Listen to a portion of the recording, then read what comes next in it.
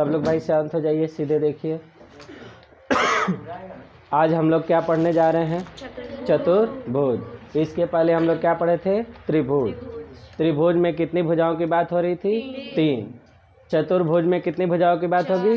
4। देखिए, चतुर का मतलब होता है 4, और भुज का मतलब भुजा, यानी 4 भुजाओं से घिरी आकृति को हम लोग क्या कहेंगे? चतुर्भुज कहते हैं। लेकिन इसमें यह भी कंडीशन है कि कोई 3 बिंदु सररेख नहीं होने चाहिए। और सररेख का क्या मतलब बताए थे? कि एक ही रेखा पर 2 से अधिक बिंदु यदि स्थित हो तो वे बिंदु सररेख कहलाते हैं। तो कोई भी 3 बिंदु सररेख नहीं होना चाहिए, तभी आप चतुर्भुज बना पाएंगे। अब देखिए, चतुर्भुज में कुछ शब्द आते हैं जिनके बारे में हम जानेंगे। जैसे पहला पॉइंट है चतुर्भुज की भुजाएं। ठीक, अब देखिए भुजाओं में क्या होता है, ध्यान दीजिएगा। जैसे मान चलिए ये कोई भुजा खींचे, एक ये खींचे, एक ये खींचे और एक ये खींचे, तो ये क्या बन गया? चतुर्भुज। तो भुजा का मतलब समझ में आया? जिसके माध्यम से आप कोई आकृति दे पाए उसे क्या बोलते हैं? उसे भुजा बोलते हैं। और उनसे जैसी आकृति बने उसे कोई ना कोई नाम देते हैं। जैसे ये 4 भुजाएं से घिरी आकृति है तो इसको क्या नाम दे दिए हम? चतुर्भुज। अगर भुजा 3 होती, उसको घेरते, तो जो बनता उसको क्या नाम देते? त्रिभुज। अगर कोई भुजा एक ही होती तो क्या कहते आप? सिर्फ रेखा है, क्योंकि कोई आकृति बनती नहीं। अब देखिए, उसमें भी एक भुजा आती है क्रमागत भुजा। क्रमागत भुजा का मतलब क्या होता है? कि जब एक ही बिंदु से 2 भुजा खींची जाए, एक ही बिंदु से, जैसे अगर हम बिंदु ए की बात करें तो इससे 2 भुजा खींची गई। कौन सी? A B D A. तो यानी ए बी और डी ए कौन भुजा हो जाएंगी? क्रमागत भुजा। कौन भुजा? है ना। अब देखिए, इस बिंदु से ये रेखा नहीं ना खींची गई हैं, तो इन्हें हम क्रमागत नहीं कहेंगे। अगर हम बिंदु बी लेते हैं, क्या लेते हैं? अगर हम बी लेंगे तो इस बी से देखिए एक खींचा क्या गया है? ए बी, बोलो, और एक बी सी। तो यानी बी सी और ए बी एक दूसरे क्या हो जाएंगे? अब आइए, लिखा है चतुर्भुज की सम्मुख भुजाएं। सम्मुख का मतलब होता है आमने सामने की भुजा। जैसे देखिए, ए डी के सामने कौन है? B C. कौन है? तो ए डी और बी सी एक दूसरे के क्या है? सम्मुख हैं। क्या है? और देखिए, डी सी और ए बी एक दूसरे के सामने हैं, तो ये क्या है?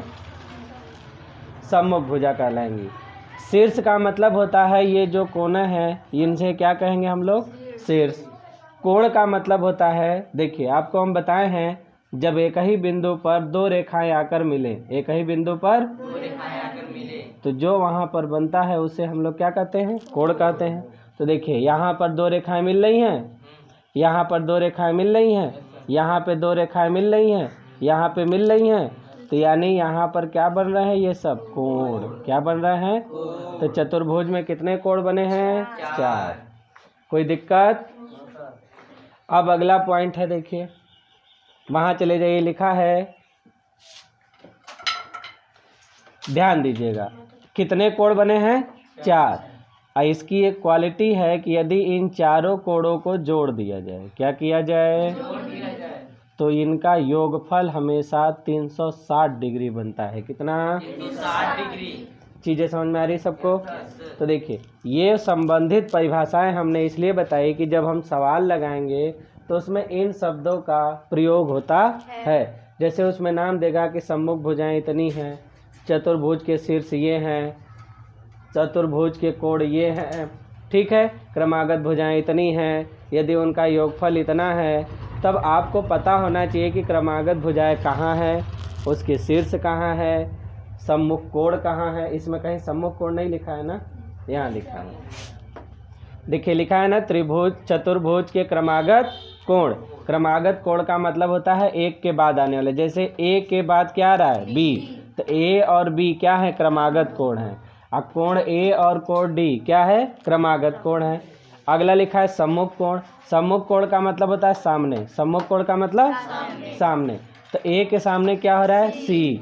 अब बी के सामने क्या हो रहा है, डी, यानी सामने सामने है तो सम्मुख कोण, और ऐसे हैं तो कौन कोण है, क्रमागत कोण।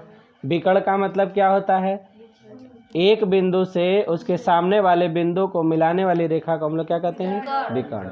और एक चतुर्भुज में केवल आप 2 विकर्ण खींच सकते हैं। कितने विकर्ण, और यह दोनों विकर्ण एक दूसरे को प्रतिच्छेद भी करते हैं। चीज़ें समझ में आ रही हैं। अब बाकी चारों कोणों को मिलाएंगे तो कितना अंश हो जाएगा, 360 अंश। जब हम सवाल बनाएंगे तो इन सारे शब्दों का प्रयोग होगा, करेंगे नहीं, शब्दों का प्रयोग होगा, तब जाके हमारी समझ थोड़ी सी विकसित होगी और सवाल हमसे क्या कह रहा है हम समझ पाएंगे। इतनी चीज़ें समझ में आई। चलिए इसके आगे हम लोग फिर बाद में पढ़ेंगे।